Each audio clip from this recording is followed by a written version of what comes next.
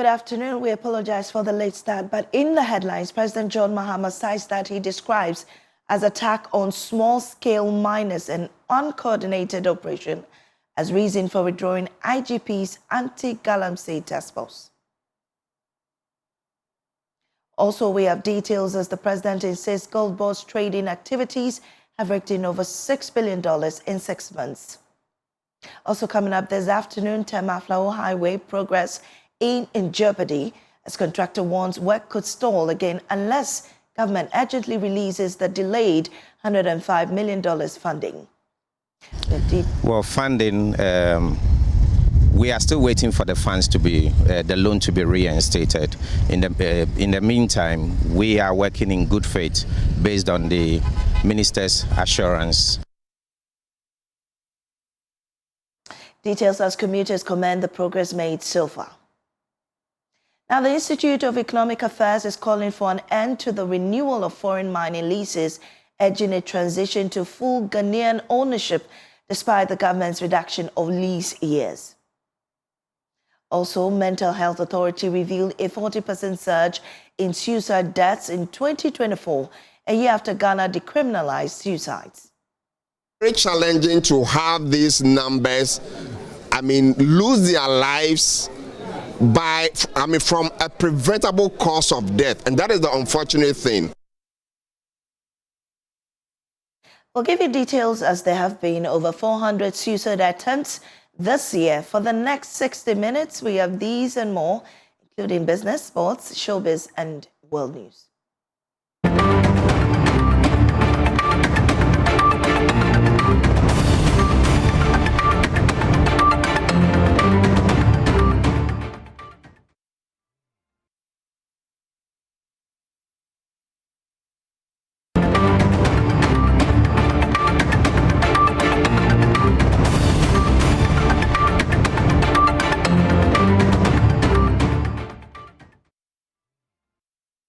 Tema-Aflao Highway progress is in jeopardy as contractor BHM International raises fresh concerns that the $105 million originally earmarked for the project has still not been reinstated.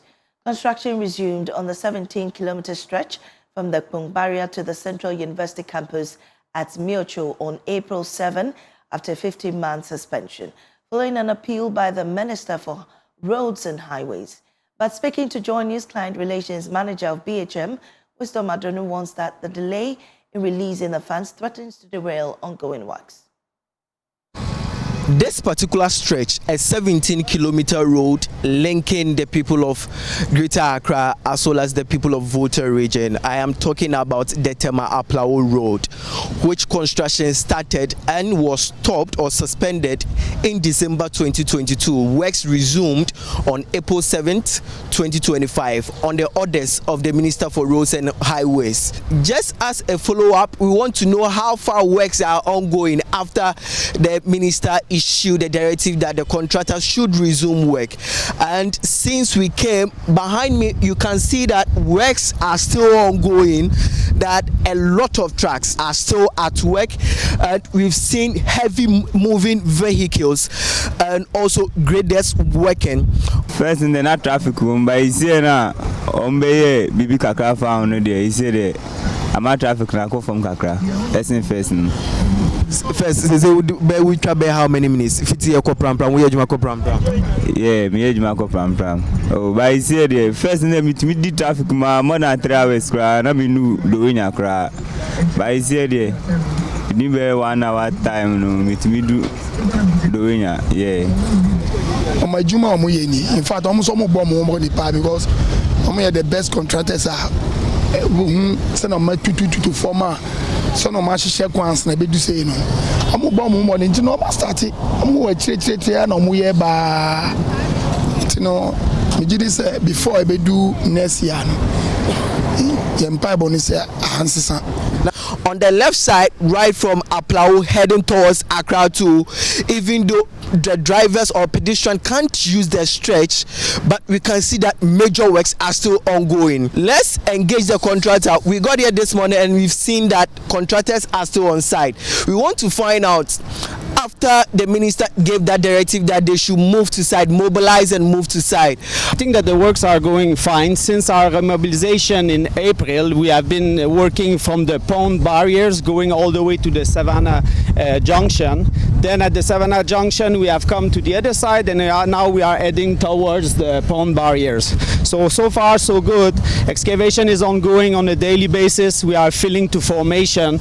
We are preparing the road ready for the next phase of the construction, which are the stabilization, then the stone base pavement, then the asphalt pavement. So as far as we are concerned, the works are progressing.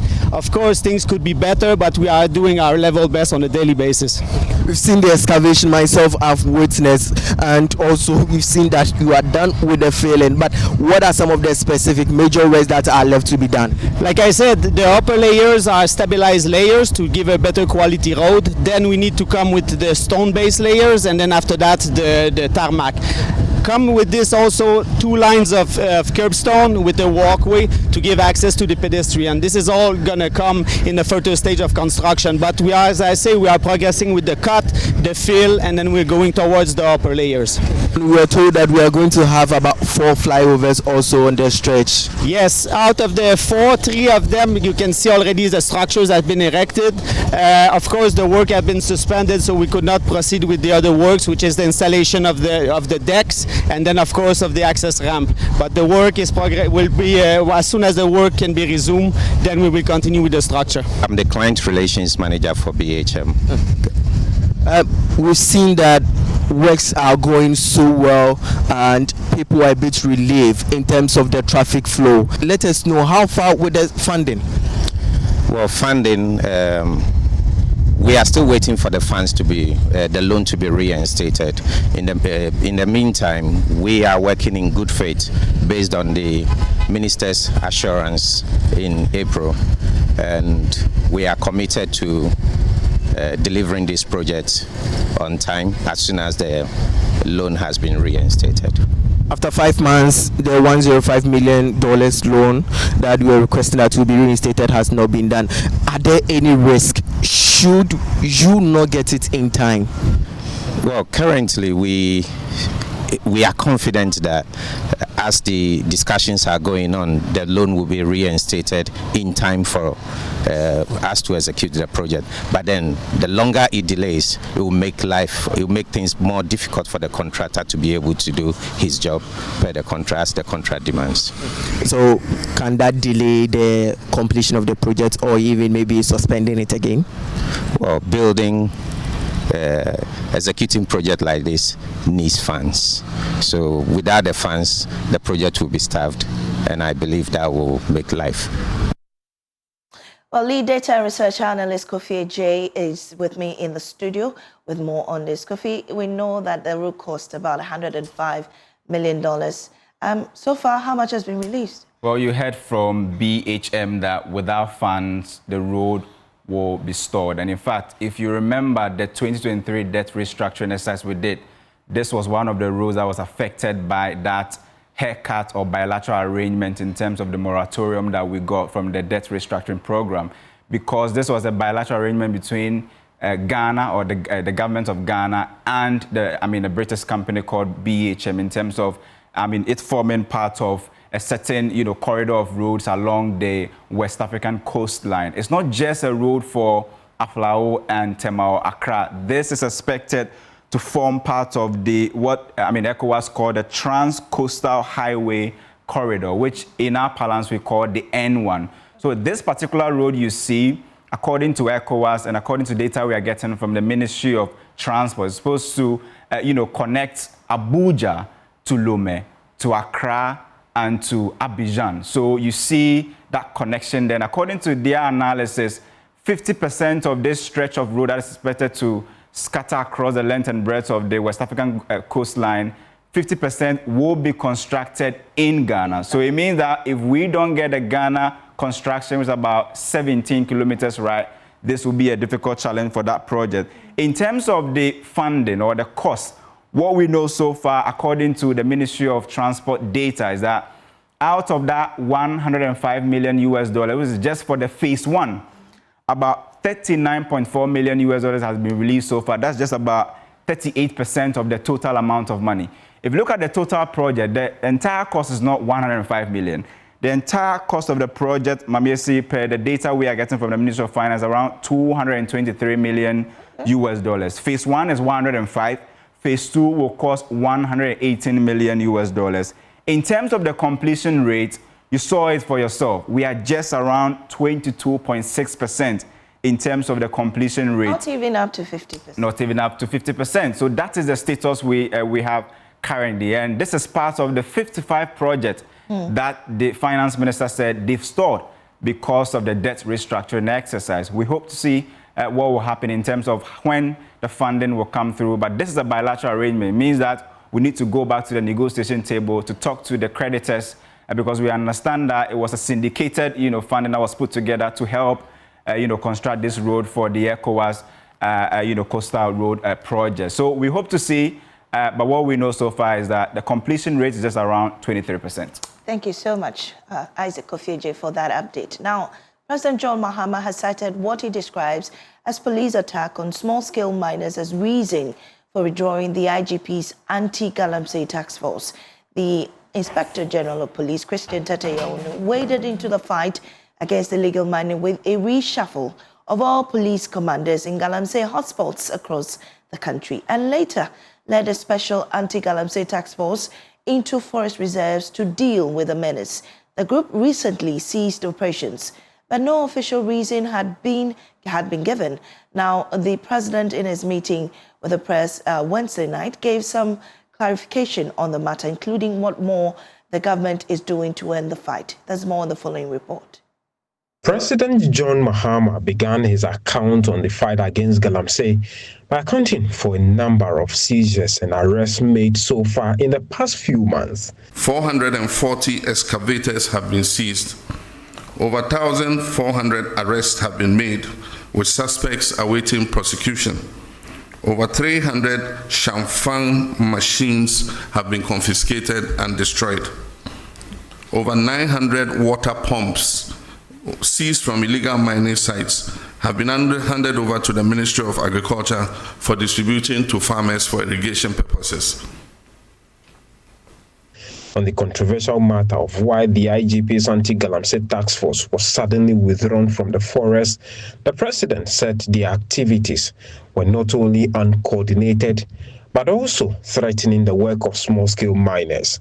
We called off the IGP's anti-Galamsey task force because they are supposed to coordinate with NIMOS, that is the National Anti-Illegal Mining Operations Secretariat. Unfortunately, they were not doing that. So every little commander in any this thing gets up, Galamsey phobia, they can't tell who is licensed, they can't tell who is not licensed. And so it was just like an attack on the whole small-scale mining industry. And so what we said was they should freeze their action. They should synchronize it with the National Anti-Galamsey Operational Secretariat so that they can be directed exactly to where to go in terms of the anti-Galamsey fight. While we're fighting Galamsey, it doesn't mean that it's a free-for-all for everybody to get up. Anybody gets up, puts on a helmet, puts on a jacket, and says, I'm anti-Galamsey. They say, we're not looking for chaos. We're looking to do it, in a scientific manner so that we do not hurt the whole of the small-scale mining industry. When asked whether or not Gold Board was purchasing illegal gold from Galamseyers and if that would not undermine the fight against Galamsey, this was his response. If the Gold Board was not introduced, those who were taking the profits from the small-scale mining sector were the foreign traders who were taking that money away. In 6 months, we have exported over $6 billion. About $4 billion of that money was going to go into the private or foreign traders. And so the first thing is you shut the stable door so that the horse doesn't escape, which is what we've done. So if it's from illegal sources, it's from legal sources. At least it's our land that is being destroyed. So let us get the benefit of it instead of foreign traders. So that's the first thing. This is the president's clarification on why some excavators are moved from the port at night to various security installations. What happens was there were so many that they had occupied a huge area of the port and congested the port. And so we found the land near Shy Hills, near the military installation. And the Field Engineers Regiment and others have been given charge to move the excavators from the port to that area so that they can free up space in the port. And they do that in the night because of traffic in the daytime. The president has, however, ruled out the declaration of a state of emergency on Galamsey activities in forest reserves and water bodies until all available resources for the fight are exhausted.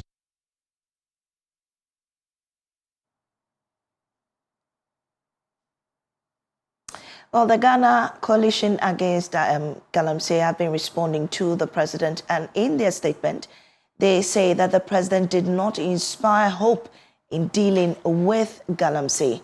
And it says the president's statement yesterday, speaking at the presidential media encounter at Jubilee House on Galamsey, did not convey the urgency required in the fight to rid this country of unprecedented environmental terrorism. The posture has downplayed the severity of the crisis, which has led to the pollution of over 60% of water bodies with heavy metals, the displacement of farmers both for cash and food crops, and the devastation of our forest reserves. His withdrawal of police forces, an accusation that they cannot distinguish legal from illegal miners, is misplaced. Now, the IGP's men, though not perfect, were fearless and had brought the situation under control. We challenge the presidency to name a single licensed small-scale mining entity that is mining responsibly on the ground. We welcome NIMOS, but have we resourced them sufficiently to deal decisively as needed? That's the question they're asking also. A statement that alternatives must be provided before chasing miners is compared to justifying and emboldening illegality. This is not the leadership expected for a country facing environmental suicide, contaminated cocoa exports, and rising health crisis now and for our newborns. And details of that statement is on myjoyonline.com. Now, moving on, President John Mahama has assured Ghanaians that his government is pursuing corruption cases with diligence and fairness. Speaking at the maiden media encounter on Wednesday, he stressed that any perceived delay in prosecuting persons accused of misappropriating state funds does not amount to an escape from justice. The president revealed that more than 200 corruption-related cases are currently under investigation, with 80 individuals interrogated and several others already progressing in court. He cited a number of high-profile trials, including the Public versus Gifty and the SkyTrain case. Over 200 cases are under active investigation, with about 80 people interrogated so far. Several prosecutions have begun, progressing steadily and remaining firmly on course. In the Republic versus Edubuan and 3 others, the state has submitted witness statements together with all other documents, and trial has commenced. And the first of 3 prosecution witnesses have been called and have been cross-examined by counsel for the accused person. With the SkyTrain case, for instance, the prosecutors have secured a trial date, as all preliminary matters have been concluded and the trial is set to commence. For the National Service Authority case, due to its expansive nature, charges have been drafted and will be filed as soon as the legal year begins against the following person: the Republic versus Osei Sibe, the Republic versus Eric Nyako, the Republic versus Gifty Owari. Also for the National Cathedral, we are awaiting a forensic audit from the Auditor General.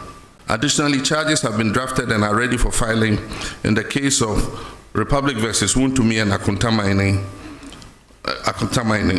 The Economic and Organized Crime Office, EOCO, is finalizing its report with respect to Exim Bank transactions. Dockets are in preparation for the buffer stock case and the drip equipment case. Investigations are ongoing into the African Cup of Nations case, the Mart Set case, and approximately 20 other cases currently.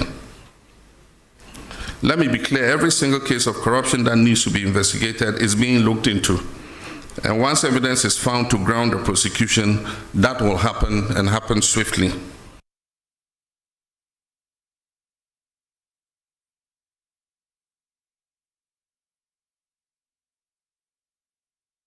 Well, the president also announced the inauguration of a high-level working group tasked with drafting a new national anti-corruption strategy to strengthen ethical governance and institutional coordination.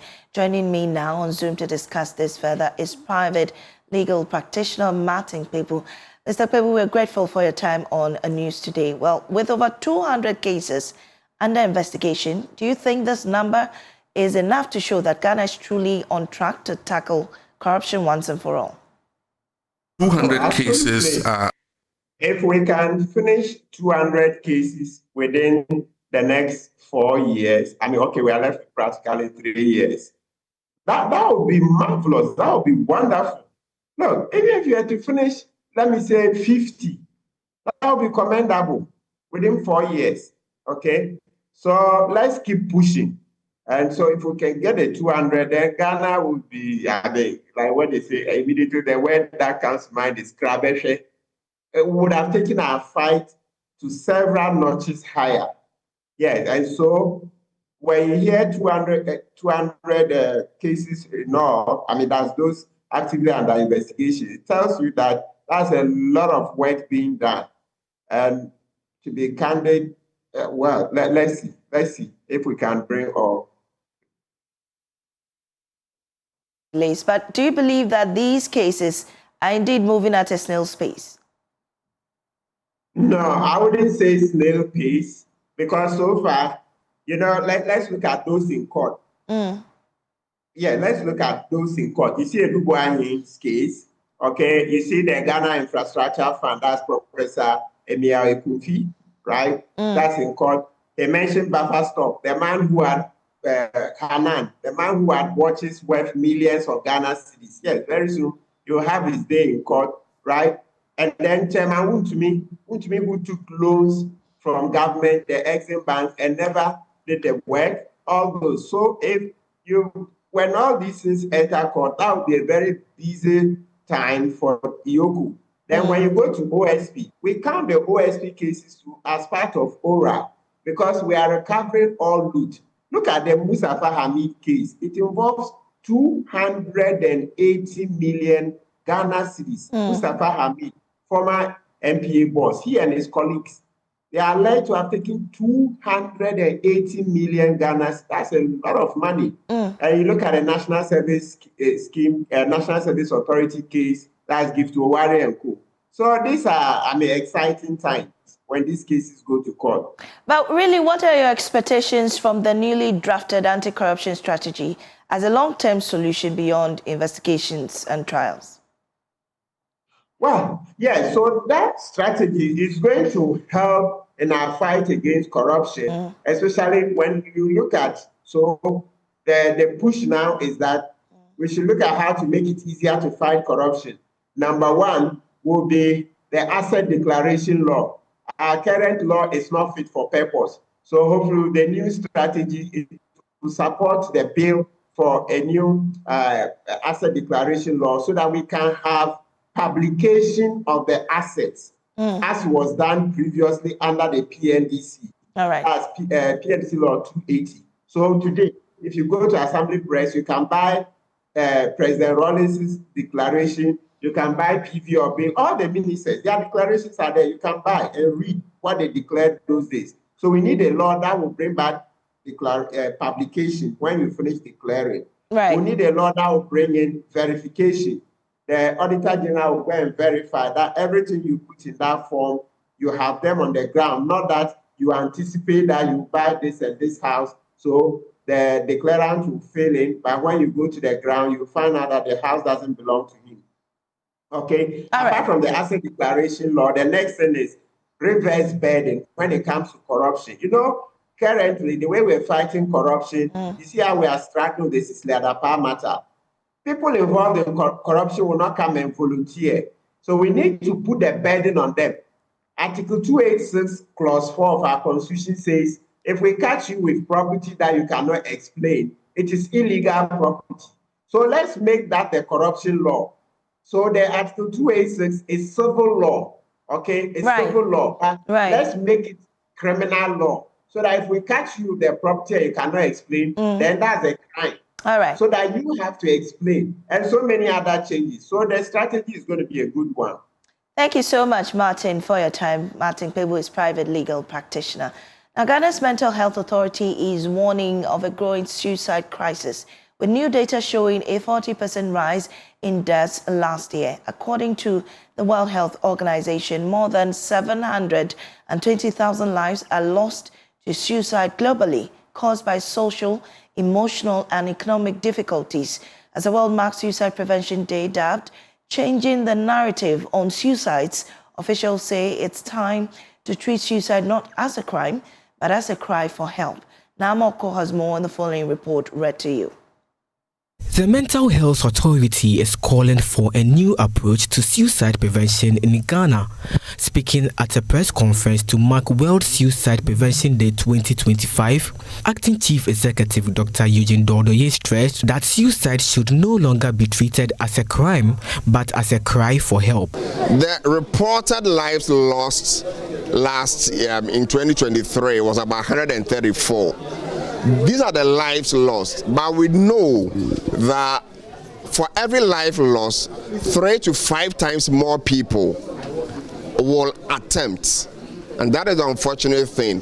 He explained that stigma and criminality have kept many people silent for years. But Ghana's 2023 decision to decriminalize suicide was a major turning point. Even so, the numbers remain stark. 134 people died by suicide in 2024, a 40% rise from the previous year, while more than 1,000 others attempted it. In just the first half of 2025, 475 attempts were recorded. It's very challenging to have these numbers, lose their lives from a preventable cause of death. And that is the unfortunate thing. These were in 2023. Unfortunately, we recorded up to 40% increase in 2024. Dr. Dodoye outlined a prevention strategy focused on public education, training for frontline workers, and sustainable funding through the Mental Health Fund. The important thing this raised is that we need to do more. We have a lot of work to do because we cannot afford to lose Ghanaians through a preventable cause of death.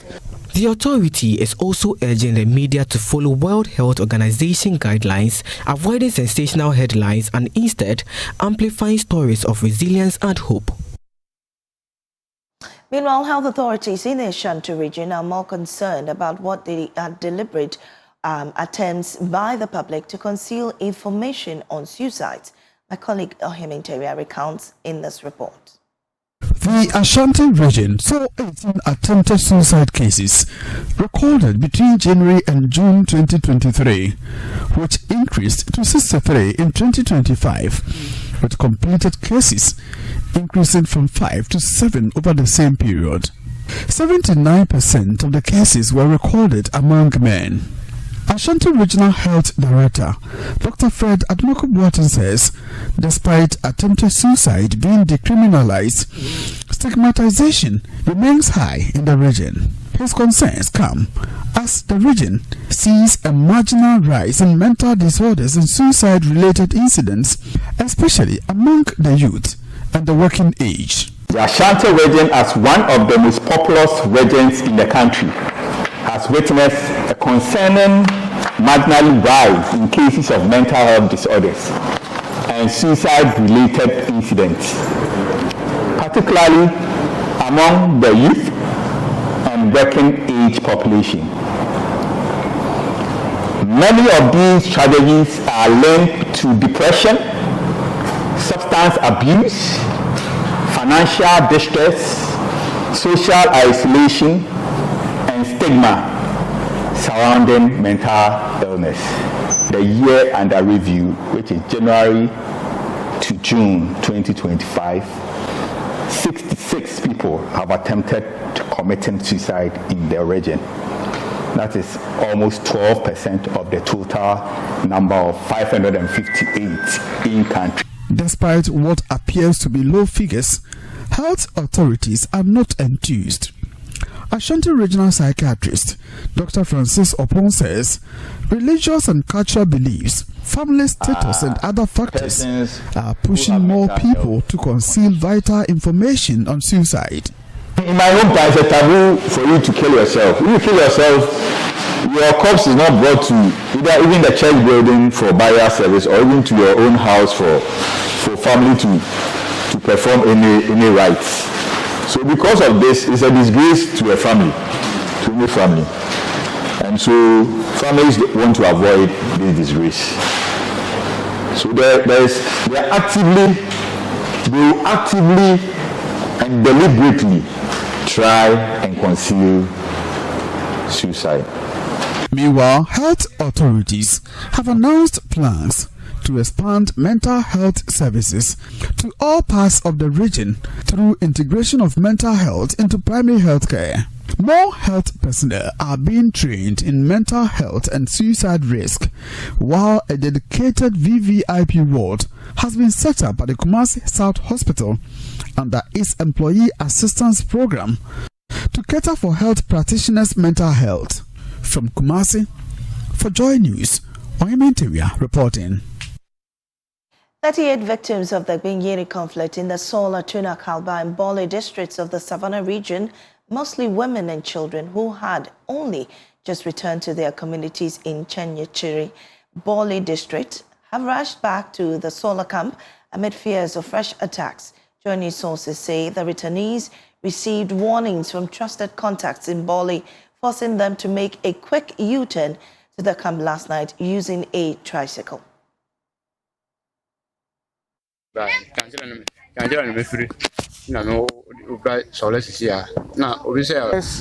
it happens, we all run away. And I didn't go far.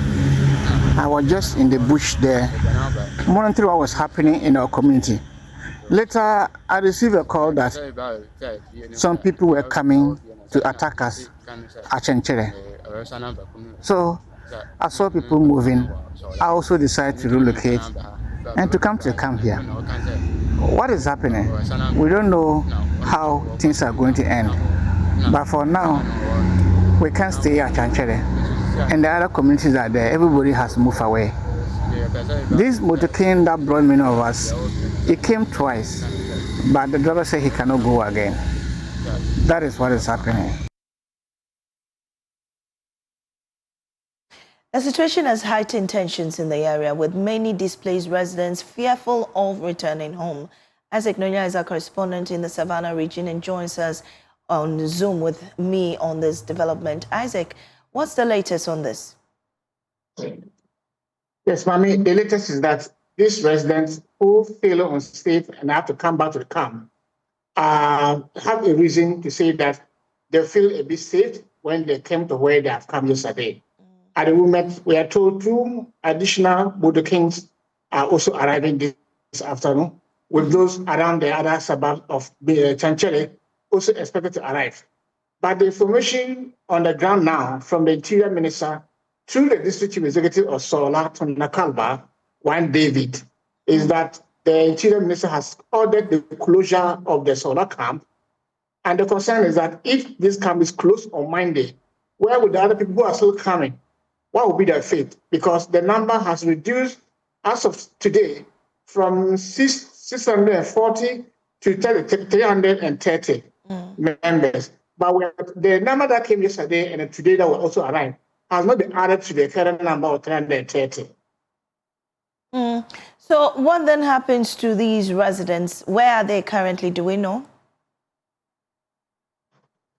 Well, that is a decision for the Interior Minister to reconsider as to whether they are going to keep the camp temporarily and allow these people who are still coming back to stay for them to find a way out for them, or they will just send them out and close the camp.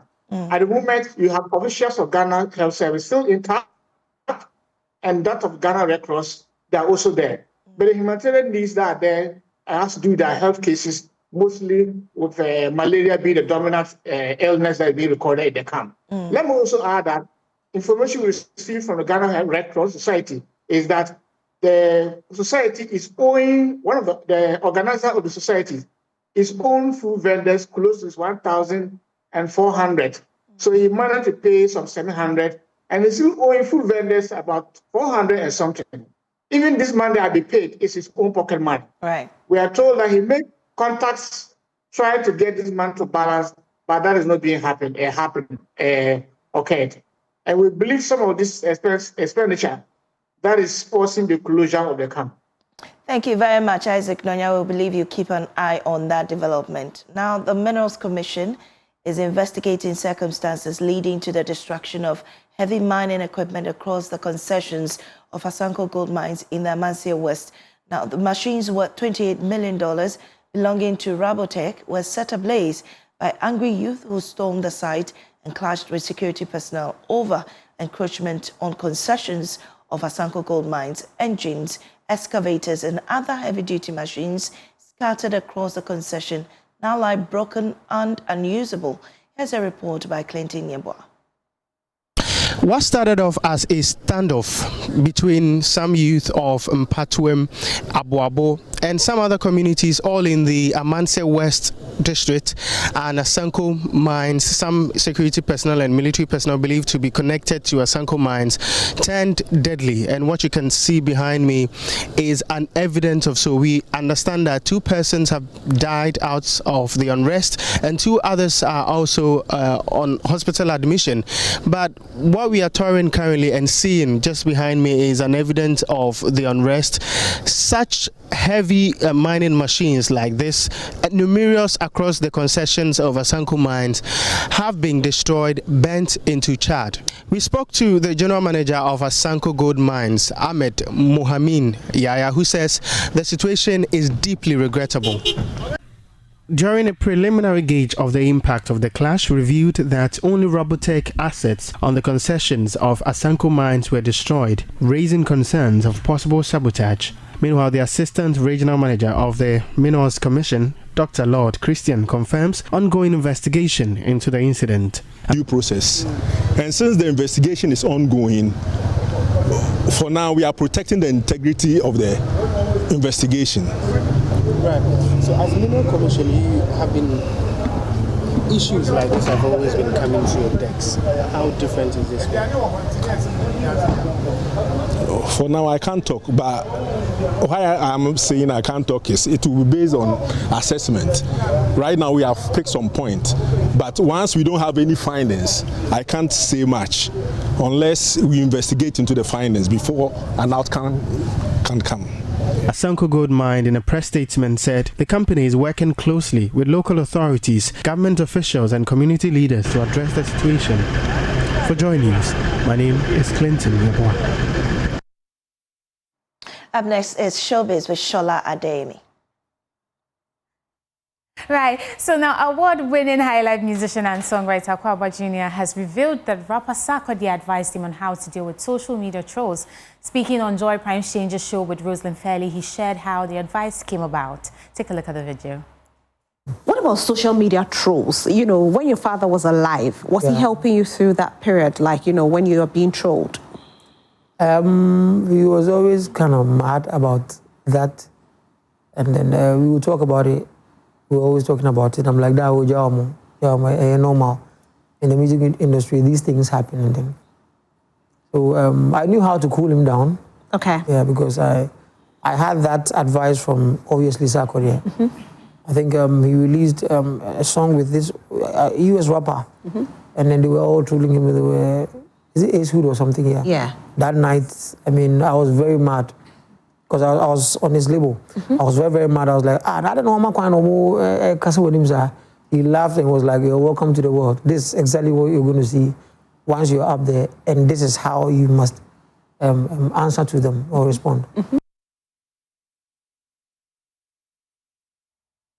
Now, Ghanaian singer Jackie says that live shows are no longer simply about enjoyment, as many patrons now attend with the aim of finding faults to turn into breaking news. In an interview on Daybreak Hits on Hits FM, she acknowledged that criticism has always been part of an artist's journey, but stressed that fault finding has become excessive and in many cases deliberately harsh. Now, Jackie condemned the culture of setting up cameras to dissect artists' lives despite little knowledge of their realities.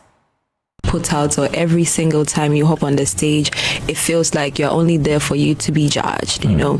And I mean, nobody is far from, you know, criticism. Yeah, exactly. Yeah. But it's becoming a bit too much.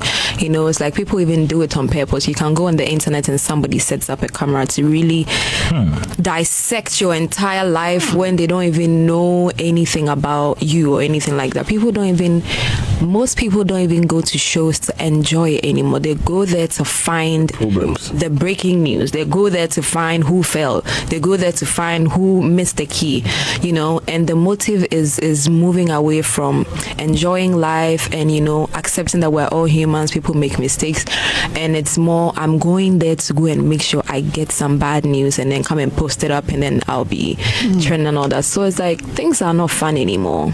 People are being too careful with everything because people are mean, things are not fun anymore. So yeah, everything feels like we're in a courtroom at this point. Now, Ghanaian-American filmmaker Leila Jansi has declared her unwillingness to collaborate with the newly appointed members of the National Film Authority. She accused the NFA of being overly politicized, claiming it serves political interest instead of advancing the artistic mission it is established to pursue. Leila Jansi also called for the NFA to set up branches across the country, urging or arguing that limiting its operations to Accra does little to support production houses nationwide. You know, there is this new crop of NFA. Have you penned down something to them? No. And have you engaged them No. since they came? I feel like that office is politicized, which again shouldn't be so I'm not interested. I will do what I can do for the immediate industry, but anything that's political, I'm not going to be involved in it. Why? Because the film industry should not be politicized. It's not politics, it's art. So the creative people should, those in the film industry should get their people there than the government appointing to that office. So the NFA is a government office. Yes. They it's supposed to be a relationship. It's supposed to be a relationship between the film industry and the government. Yeah. Do you understand? Exactly. So their job is to do permits, regulate, like people coming in to work, that sort of thing. And to create some enabling environment. Exactly, to appeal to the government, or the government passes an enabling environment through them, right? And that's our wrap-up show. I'm Lois Shola Adeyemi. Is it Thompson? Yes, Shola. Thank you for showbiz. That's how we end Joy News today here on the Joy News channel. Thanks for your company.